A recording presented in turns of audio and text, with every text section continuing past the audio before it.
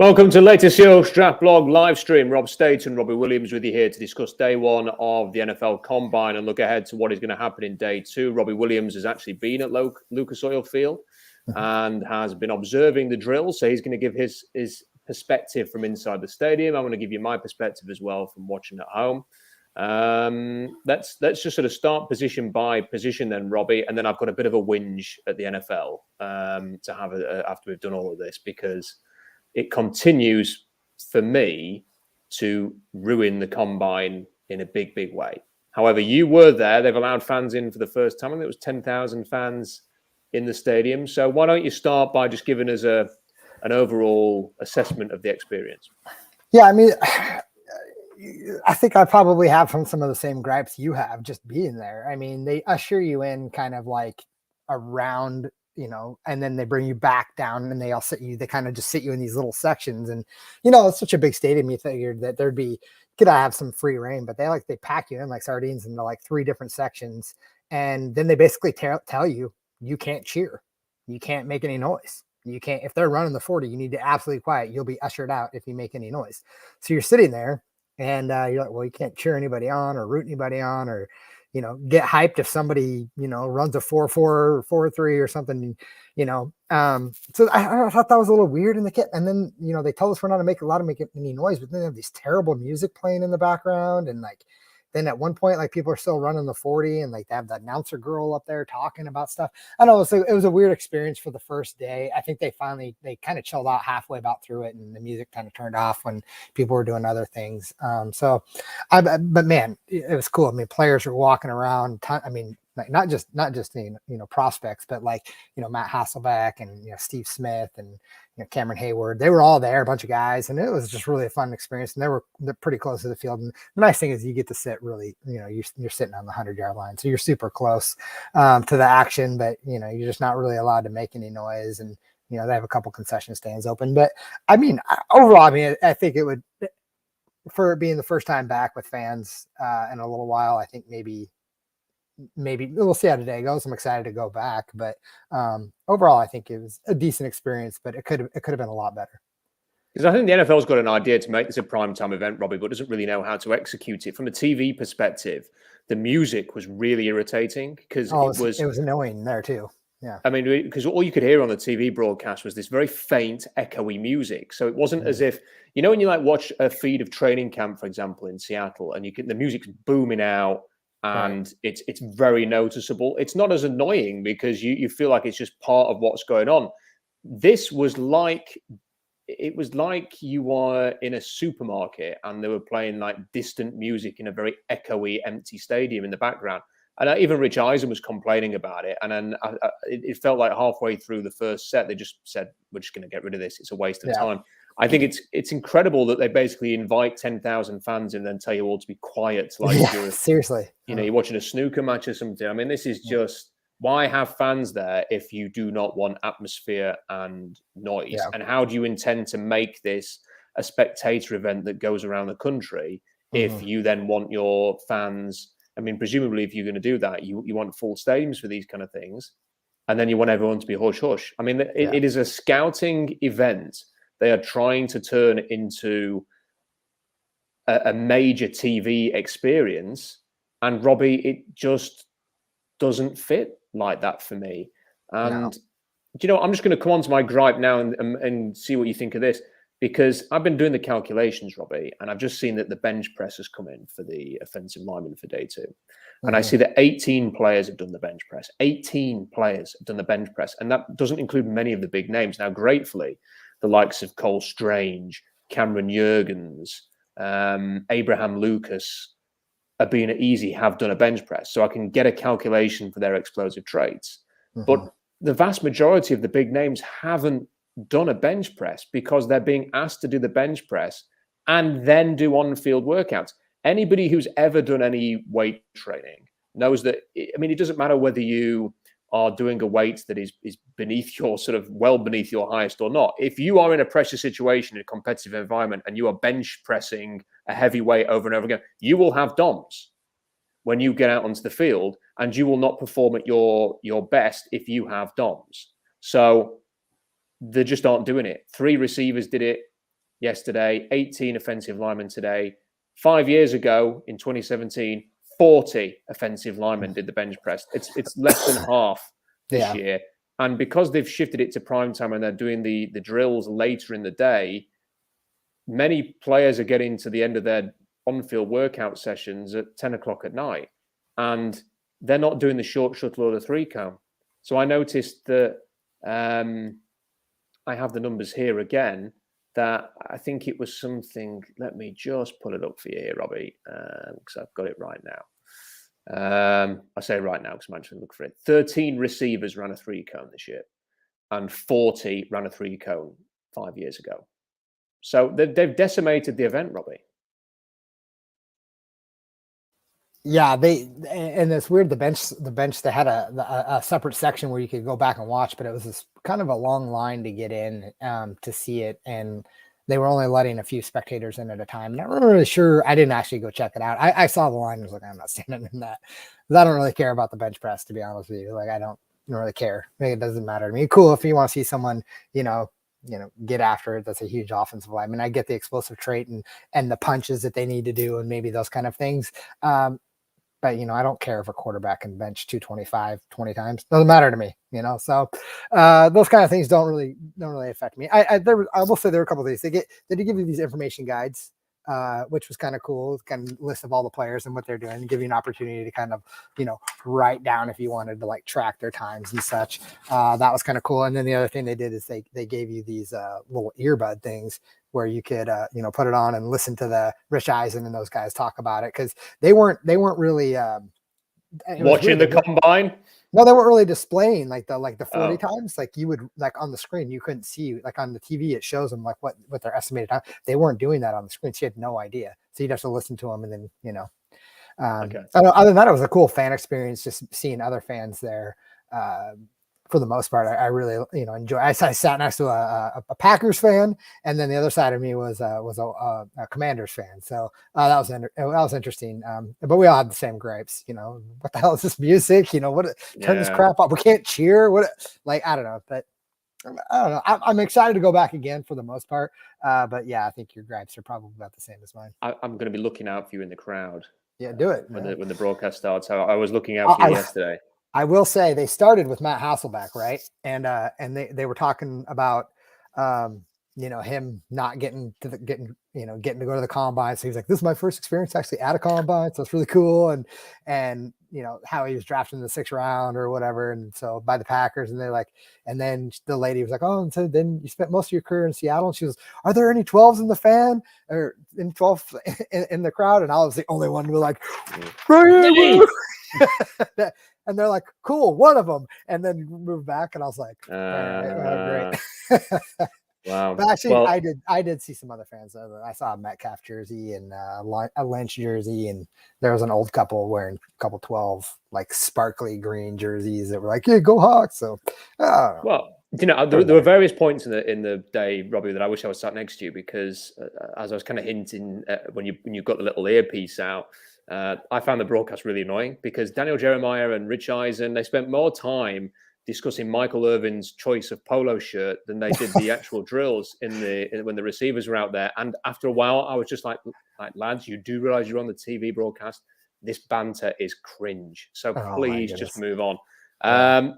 Peter sent a super chat in. Didn't expect to have any of these today because it's very early in Seattle. But Peter, great to have you with us. That is a really appreciated, Peter. Thank you very much for that super chat and get them sent in. And Big Mike's with us, all for yet more money, Rob, the prime time decisions. It's true, but it's frustrating because you kind of want to watch the tight ends and see who could be on Seattle's radar by running the agility drills, who could be on Seattle's radar by testing explosive. It feels, I stayed up till 4 or 5 o'clock in the morning watching this thing yesterday. And I kind of want to, if I'm going to do that, I want to get the information out of it. I don't want to see guys just, for me, the testing results are more important than the drills. So, but now we're going to have to wait till pro day to see if these guys do a lot of these workouts or not. We'll see. But let's get on to what we actually saw then. Let's start with the tight ends. Did anybody stand out for you, Robbie? Yeah, so look a couple notes down here. There's one guy who I didn't really know much about, but I mean, he looks the part. So I'll tell you, it's funny when you watch him on TV. They look fast, but when you see him in person, it's impressive watching these guys. It's like a different speed. Daniel Bellinger out of San Diego State. That guy looks really good in his 40. I thought he was okay coming out of his breaks and catching the ball, but I mean, he looks the part, and I was just like, I was more going for that eye test, like who looks the part, and man, he looks it. And then the guy out of UCLA, Greg Dulcich, he's a big dude. He's big. The funny thing is when he was running the 40, I thought he was going to fall over a couple times. I mean, he looked like he was stumbling. But I mean, yeah, a couple of those guys really stood out. There's one name that I was like, man, he is just tiny. Connor Hayward out of Michigan State, Cameron Hayward's brother. It's funny. Cameron Hayward's like what, 6'4". This dude's like 5'11", and he played tight end. And I heard him say something about how they're just put him on the Patriots and they'll figure out how to use him because he's like that good. That dude put his effort in for being 5'11". I mean, I don't think he's going to make it as a tight end, but or maybe an H back or Y back or whatever it is. But like, I think he was impressive with his speed and such, but he just looks so small compared to everybody else out there. It's entertaining when you actually get to see it live and, watch them standing next to each other and you're like, who is that guy? He's tiny. And you find out it's Cameron Hayward's brother, which seems pretty interesting, but those are the real two names that like kind of popped out to me. I mean, Daniel Bellinger popped right away. Just seeing him, his first 40. I mean, he's got huge tree trunk legs. He just looks the part, right? He just looks the part. It's just like a beast tight end. So I was really interested to see how he caught the ball. Again, like I thought he caught it okay. I think he has the potential to be a backup tight end or someone that could come in and I'd like to see him get a little more playing time, maybe with a quarterback who could get him the ball and kind of see what he could do. But he's a specimen of a man. He's huge.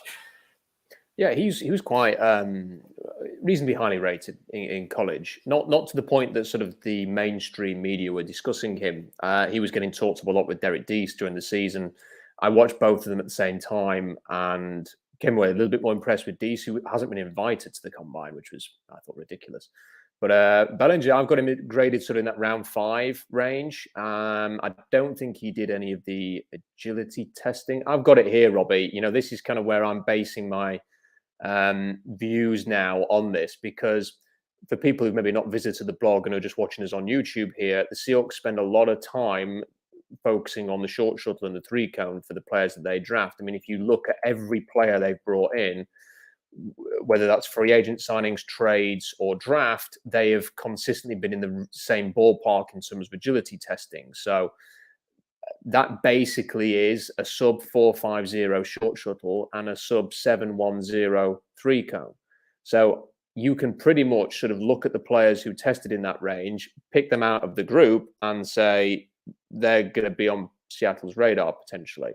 So the names that cropped up: Austin Allen, Chase Allen, Jake Ferguson, Greg Dulcich, Daniel Bellinger. There you go, Robbie. I misspoke earlier. Cole Turner and Curtis Hodges. Those are the players. If the Seahawks are going to draft a tight end, and of course there's some that didn't work out. Jeremy Ruckert didn't work out here, and some of them didn't do the agility testing. Isaiah Likely, Trey McBride didn't do the testing. Cade Otton's not worked out here. So that there were a few players that didn't do it. But that group is essentially what you're looking at here. And the interesting thing is, Robbie, if you wonder how good some of their times are, I wrote this on the blog on SeahawksDraftBlog.com. So, your man, Greg Dulcich there, ran a 4.37 short shuttle, which was identical to Garrett Wilson, the receiver, who ran a 4.3. So he's not, Bellinger's not running a 4.340, but his short area quickness and change of direction is on par with Garrett Wilson, who's a lot lighter and a lot quicker than he is. And he ran a 7.05 3-cone, which was quicker than Alec Pierce, who ran a 4.340 at receiver. Alec Pierce ran a 7.13 3-cone. Sky Moore, a tiny receiver, ran a 7.13 3-cone. Bellinger's blown them out the water with his 3-cone. So that's why the Seahawks are looking at these big guys with agility and quick movement, and they also like length. So, Robbie, a great shout on Bellinger. Dulcich, I think he's going to go too early for the Seahawks. I think he's going to be the first tight end off the board, and if they want him in, they'll need to take him at 41, and I don't think they will. I think Jake Ferguson, yeah, he ran a 4.81 and perhaps didn't look as sprightly in some of those drills, but Will Disley ran a 4.7 something or a 4.8 some 4.86, I think it was. But he tested very well in the short shuttle and 3-cone. So I think Jake Ferguson is definitely a name to keep an eye on there. Ferguson with a 7.03 3-cone and a 4.48 short shuttle. But I watched a couple of players last night, Robbie, that sort of piqued my interest a little bit here. Austin Allen and Chase Allen. Came away really impressed with those two. Chase Allen and Austin Allen from Iowa State and Nebraska. And, you know, at Iowa State, you could just see great blocking, physical, just he's got the long hair. You know, he basically looked like a rock star out there. Big, long ginger hair, was getting after it, and really impressive. And he's a big dude. He had a long stride. A long stride. I think he's like 6. Was he 6'7" or something? That was so Austin Allen is 6'8". Chase Allen is 6'6". So they're both big. You know, Chase Allen is the guy at Iowa State, 251 pounds, 34 and an 1/8 inch arms, and just a very willing blocker. Great athleticism, can play in line. Loved the way that he would sort of keep plays alive, and when the quarterback was keeping plays alive, he would just sort of find that little soft spot to find a bit of space in the open field, make plays. I think he could be a really good, useful tight end 2 or tight end 3. Mm-hmm. And then for Austin Allen, very tall, very lean, 6'8", 253 pounds, 33.5 inch arms. Played a bit of H-back, advanced into his roots uncovered, did a good job doing that.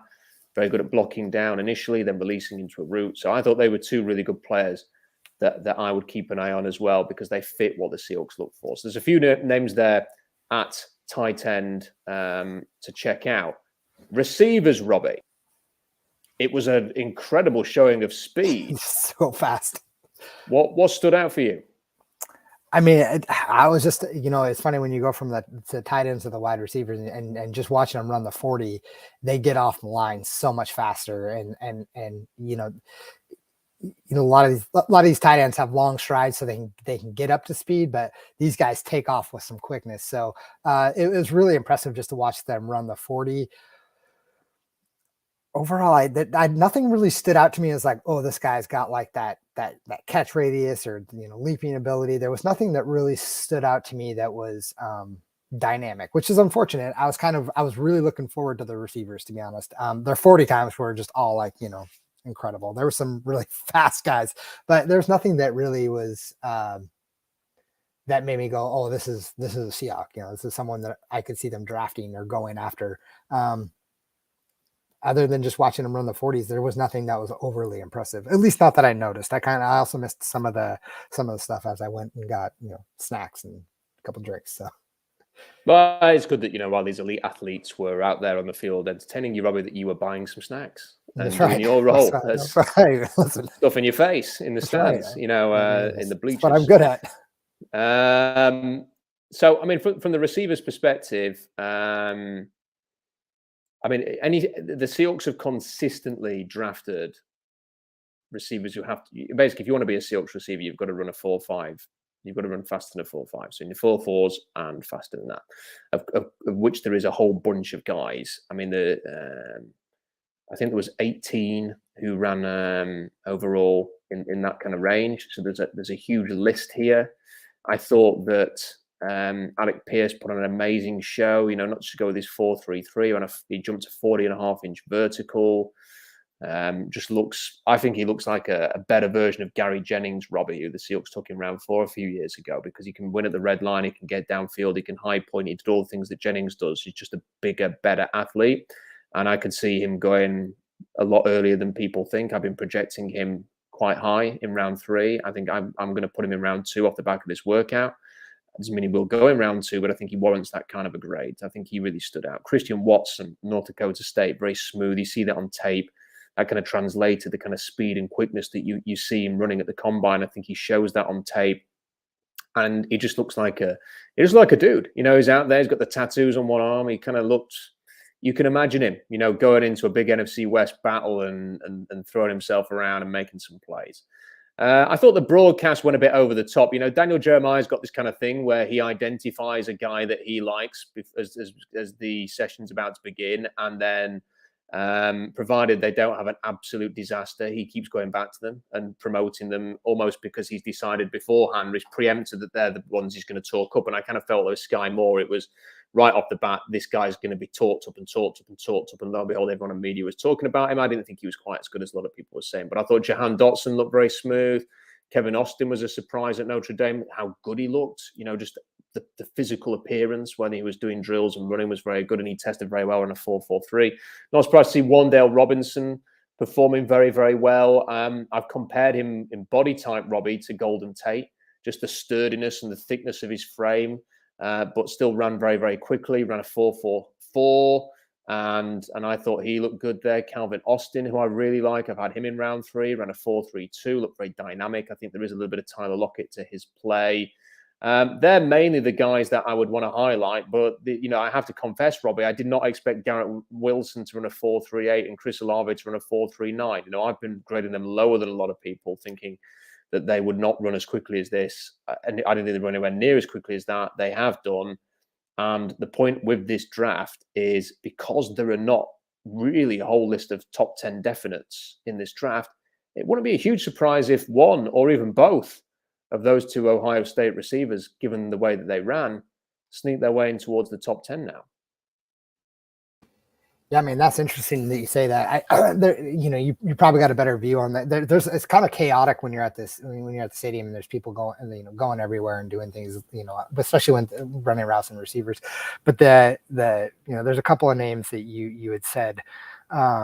It's funny because I was listening to the podcast there, listening to the thing, they were hyping up Sky a lot on the thing, and so and kind of like you, I didn't get the vibe that he was like. There was nothing that I was like, I didn't really see it. I didn't understand it. When I watched Sky Moore, he was kind of it wasn't bad, but it wasn't like, they made him seem like he was going to be like, top 5 pick, he's the next Justin Jefferson or DK Metcalf kind of thing. And I didn't see that at all. I mean, it was kind of weird to see that. And then there's another name, Josh Johnson out of Tulsa. I thought he was kind of interesting. I don't know why. There's just something about him I liked. He just kind of seemed pretty quick, and I like the way he caught the ball. But I didn't get too many notes. He was the guy. The Tulsa guy was the one who rocked up at the bench press and was the only person in his group of the receivers to do the bench press. And I didn't know that. He went up to the bench press and went, "I'm Josh Johnson from Tulsa, and I am doing the bench press," and did it. Good for him. Good. He was the only one who did it. So he wants a first round grade for that. Perfect. We'll finish with the quarterbacks then, Robbie. Yep. This is a position group that has been discussed a lot because of its lack of top talent, but was there anybody who shone, because we didn't get a very good look on the broadcast because they kept going to commercials. They kept pissing around doing other things on the NFL Network. So did you get a good view of any of the quarterbacks? I'll tell you what, Malik Wilson has an arm. That dude has an arm. And I thought he threw it really, really well. And I was actually really, really impressed with him. Let's see who else here that I see that I really enjoyed. I was okay. So we talked about this. Carson Strong was actually disappointing. I don't know. I was surprised. I don't know what it was. I don't think he threw with accuracy. It kind of felt like the receivers had to slow down to catch the football. Overall, I just didn't. It wasn't. I was expecting him to just come out and light it up and show that big arm. But for me, I didn't really see it there. And then Desmond Ridder, he's skinny. He looks fragile. Like in person, I was really surprised. For some reason, I was expecting him to be a little bigger, and he just looked really fragile and kind of tiny. I was like, man, can this guy take the beating of an NFL quarterback? His arms look skinny in person, and I don't know if that was just me or what. But overall, I mean, Malik Wilson, he impressed me quite a bit. Carson Strong was probably my biggest disappointment. I thought for sure. You had him rated at one point. You said probably the top quarterback in the draft, but the problem was not anymore. Not mobile, right? And then, but I just wasn't really impressed with the way he threw. I don't know. It could be interesting to see how that plays out. I mean, he might have that. I mean, he reminds me of a Patriot though, like that kind of like that build and that frame, and he's a big dude, and I don't know. I think the thing with him is he threw low quite a lot, and he was throwing down at the feet of the receivers. Yeah. When it actually got to sort of throwing it downfield, I thought that he and Malik Willis had quite a good contest. Launched it downfield towards the end of their session. But everyone knows he's got a strong arm, but it is that sort of accuracy. He had a stinking Senior Bowl, so I didn't think that really elevated his stock much at all, and he needed a good strong workout there. Peter's asked, is Christian Watson the receiver around 4 grade? I think I've got him in. I can dig it out now. The grade that I reassessed my grade, because I really liked him, but sometimes you just have to know, So I've got him in round 2. Based on what he's shown. So it doesn't mean he'll go in round 2. Round 2 grades can go in round 3 or 4. I think we're going to see a whole cluster again of receivers going early, because the common adage in the modern NFL is you're only as good as your third receiver these days. So I think we'll see Watson and many others. I think we could see 12 receivers go in the first 2 rounds. I think it's that loaded at that position, and there is a strong need for that. Quarterback, my views, Robbie, I thought that Malik Willis probably put on the best performance. I think he's perhaps separated a little bit. There are still massive issues with him. People are going to go over the top in describing him. I didn't really. I saw people sharing that video of him giving the homeless guy a cap and a t-shirt, which is nice. But I don't know. Maybe call me a cynic that a guy with marketing executive or whatever it was in his bio and the Twitter account that posted that.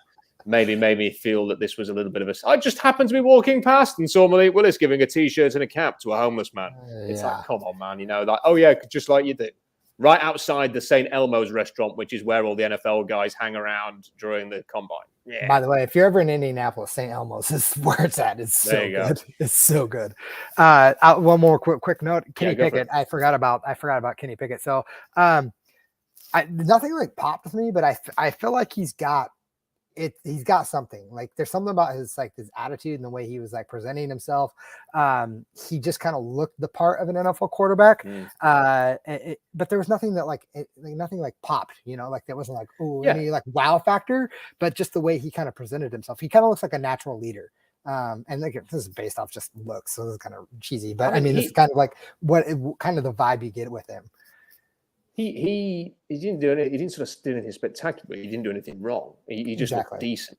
And I didn't like he double hitched a lot on his throws, which for people that maybe don't know what that is, it's like when you're throwing against the net and then he threw it, and I'm thinking, why are you doing that? There's no pass rush, there's no defect. Just throw the damn thing. You're trying to throw a route for the receivers to show off. So I didn't like that. But going back to Malik Willis. The problem with Malik Willis is he can't read fields, and he rejects easy, obvious throws, and he starts scrambling around. Yes, he's got a big arm. Yes, he's very athletic. But can you get him to run through progressions? I don't think he can do that. He's not doing that at Liberty, and it's going to take a lot of work. I still think a Greg Roman offense is best for him, and there's only one team running that, and that's in Baltimore. And they've got Lamar Jackson. So I think that's an issue. I think everything you said on Kenny Pickett's fair. With Desmond Ridder, I think we've always known he was skinny. He's always been a skinny guy. In person, he looks even more skinny. Yeah. It's crazy. Yeah. Well, on TV, I thought he looked really good. I thought he looked better than expected. I thought he looked a little less skinnier than I thought he was going to. He ran a 4.52, 36-inch vertical, 10.7 broad jump. I think that what we learned from this is that Malik Willis is going to probably the first off the board, and it won't surprise me if teams reach. If it is true that Aaron Rodgers isn't going anywhere and Russell Wilson isn't going anywhere, and if Deshaun Watson's case doesn't get resolved, I could see someone like an increasingly desperate team like Carolina in the top 10 saying, we're going to have to just take a punt on this guy because we need something. We need some excitement. I think majority of these quarterbacks can be overdrafted. Yeah, I think that's just the reality of it. If any, none of them have, honestly, should be in the first round grades. They shouldn't. And I think these guys are probably going to get overdrafted, and teams are going to have to take a chance and hope they stick. But I just don't. I don't have a first round grade on any of it. I've got Willis as the top one in round, and he's in round 3. So, but I think he could go top 10 because of the need. And then if he goes to Carolina, I think you could see Kenny Pickett go to Washington at 11 if they need a quarterback. And then it spirals from there, doesn't it? Desmond Ridder, I can see going in the top 40.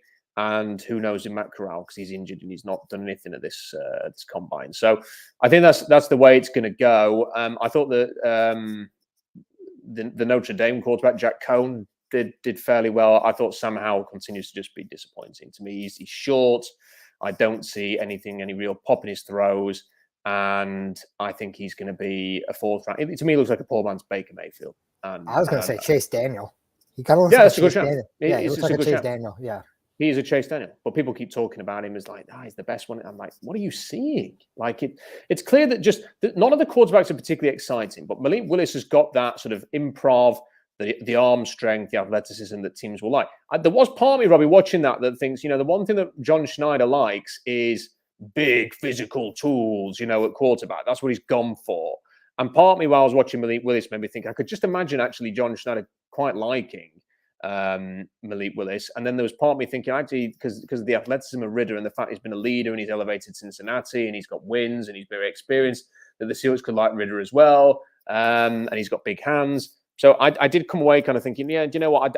I personally don't rate these guys, but I can imagine the Seahawks maybe having a little bit of a bit of side eye at them and thinking, you never know, depending on what is going to happen over the next couple of weeks. But we'll see. At the moment, it still certainly looks like Russell Wilson will be back in Seattle, but you just never know. You never know in the NFL what's going to happen. So because I have about 2% on my battery, Robbie, I should have charged this laptop before.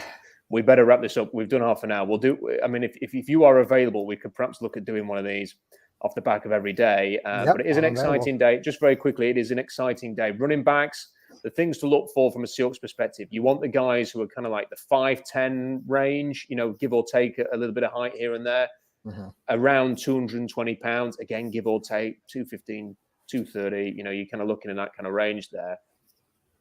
Don't really focus on the 40-yard dash. Focus on the broad jump, the vertical jump, explosive players, and the running style. It's very important in Seattle. This is why we've talked up Dameon Pierce, because he's got size, he is explosive, and he runs in the way that Chris Carson and Marshawn Lynch runs, with violence. That is what the Seahawks want. So that's the kind of thing to look out for the running backs. Robbie will sure be keeping an eye out there to see who I'm is stoked for aggressive in this running back class. Go and find those bamps for us, Robbie. And then with the offensive linemen, tackles, look at the kick slide, look at the mirror. I think they're two really important drills. But again, it's going to come down to explosive traits. Robbie, what I'm going to have to do is I'm going to have to project a bench press score. Maybe do the average, the average bench press from 2020 to 2015 or something. Give everybody that bench press score in order to calculate a TEF average so that we can actually have a good chat about, who are the explosive offensive line in this draft. I'll try to get in there and see today. Yes, you get in there, Robbie. You tell me, you do a bench right now. And you better vertical and broad jump, okay? Yeah. Otherwise, and I want to see you on the TV, Robbie. Yeah, all right. I'll do my best to get on the TV. And if anyone speaks to you, say SeahawksDraftBlog.com. Oh, I will. On the NFL Network. Okay. Check it out. Right, guys, look, we'll call it a day there. Stay tuned. We'll be back with more of these. SeahawksDraftBlog.com for all the analysis. Subscribe. You'll never miss a video. Share, like, do all that stuff. Spread the word. Get the message out there about the blog. We'll speak again soon. Bye for now.